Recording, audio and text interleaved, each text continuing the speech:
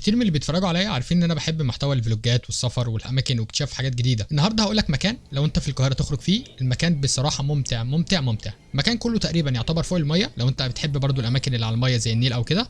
والاماكن ده كان فيه ايفنتات كتير قوي ساعتها، كنا رايحين يوم الجمعه وكان فيه رقص وكان فيه غنى وفرق وبندات وكان فيه حاجات كتير جدا هناك. المكان ده هو ممشى اهل مصر. المكان حرفيا لذيذ جدا جدا جدا، في مطاعم وكافيهات، وهو يعتبر مكان سياحي. يعني تقريبا انت المصري الوحيد اللي هتبقى هناك. تقريبا معظم اللي هناك سعوديين وكويتا وناس اجانب، حتى الصينيين لقيتهم هناك. المكان هناك برضو لذيذ جدا جدا جدا. اللوكيشن بتاعه فين بالظبط ممكن اكتبه لك تحت في التعليقات. عامه ارشح لك برضو ان انت تروح يوم الجمعه علشان بيكون في هناك ايفنتات كتير. ممكن تركب هناك مركب او تقعد على الكافيهات، بس الكافيهات هناك اسعارها سياحيه. يعني مثلا ممكن الشاي يبدا معاك من 50 جنيه، الميه برضو نفس الكلام ممكن تبدا من 30 جنيه، ولكن المراكب بتبدا سعر المركب تقريبا للفرد 50 جنيه، بياخدك تقريبا لفتين ثلاثه كده في البحر، يفضل يخمس بيك وبيرجعك تاني. عامه الممشى مكان لذيذ جدا. هسيبكم مع الفلوج.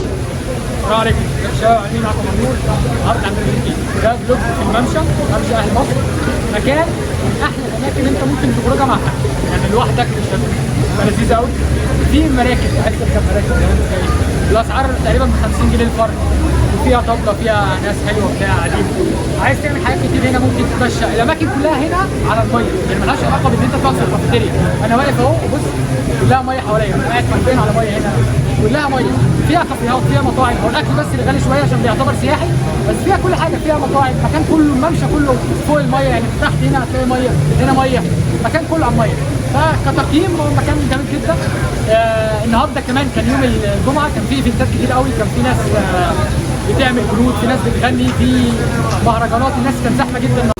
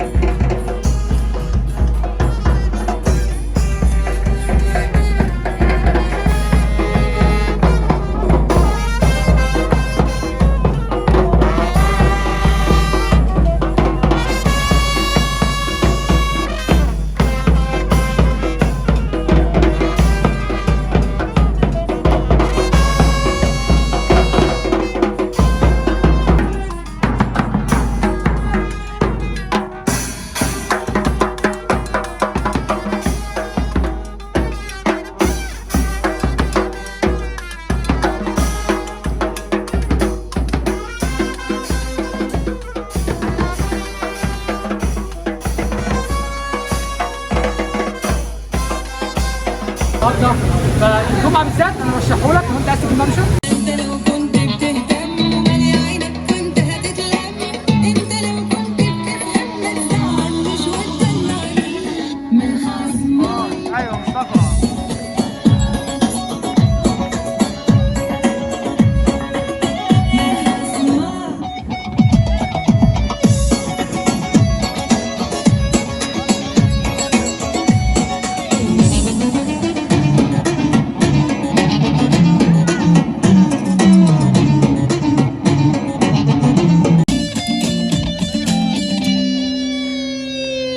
بصحى على تليفون، اصحى لي يا بيه من النوم، كده شغلت الهرمون وتقول سهران بتخون. محور يا زميلي وما بيخلص، افضل اقنعها ان انا ما بخونش. نتصالح نخرج تقلب قفش وترجع ترمي كلامها الدبش. ابعد ابعد انسى العلاقة، ما تقنعنيش ما بقاش في طاقة. كل الاعذار عندك متاحة، اتخنقت منك انا مش مرتاحة. بنات كتير كانوا بيقولوا لي ان انت خاين واكدوا لي، قلت لاصحابك دول خنقوني، بيغيروا منك يا نور عيوني.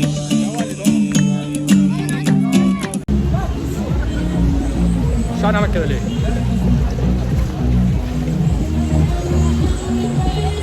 عاملين ايه؟ شلنا والله. ده في ممشى اهل مصر مع مصطفى. هو ده، ايوه هو ده.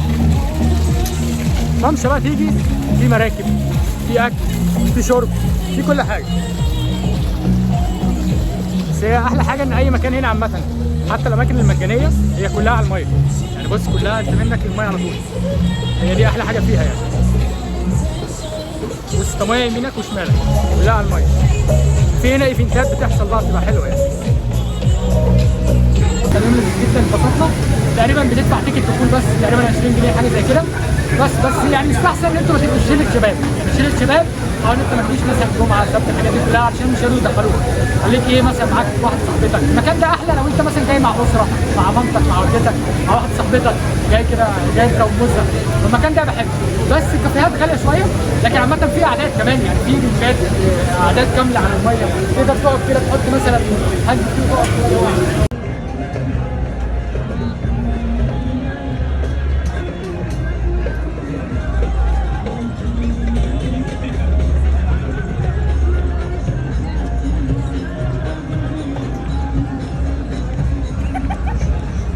تفتكر احزانك لو انت عندك احزان، لا في حاجات كتير ممكن تعملها يعني. اللي عنده احزان يجي هنا. عايز تحزن تعالى هنا، عندي تشوف ودنك وائل جسار او ساعه من اغاني تامر عاشور. لو كلمت تامر عاشور هتعيش هنا، تتبسط قوي، تتبسط وتعالى عادي بقى تفتكر احزانك.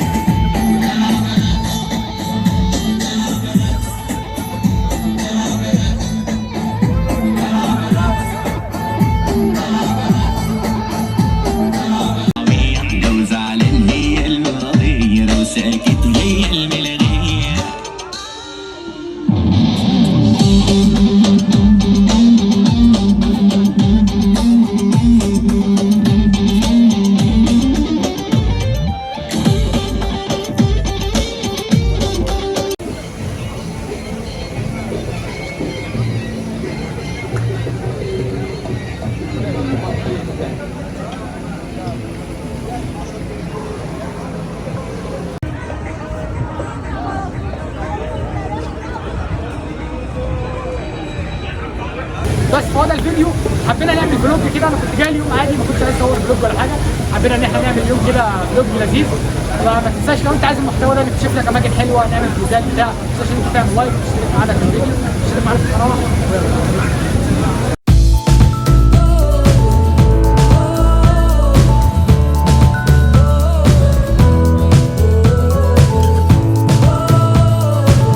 I don't ever slow up, no I don't take shit. I got no love for the fakeness. If you wanna play tough and wanna hate this, I'll always show up. I don't ever slow up, no I don't take shit. I got no love for the fakeness. If you wanna play tough and wanna hate this, I'll always show up.